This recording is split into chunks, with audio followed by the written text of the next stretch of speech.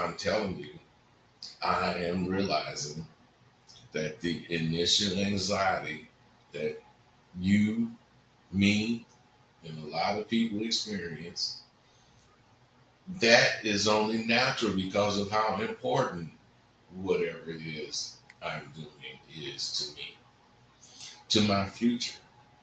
And you know what that knowledge does for me? It makes me know that I'm going to be my usual fly self, regardless of what stage I'm on.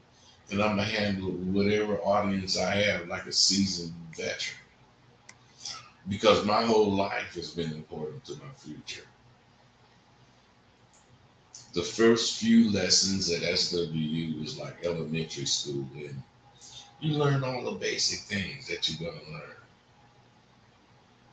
It's all up to how fast could you address losing confidence leading to so called fear.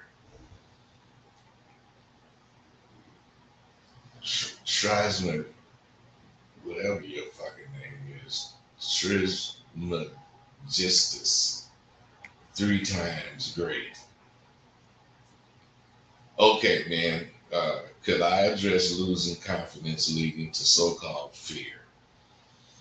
Bro, that's what you be scared of with that question that you're asking.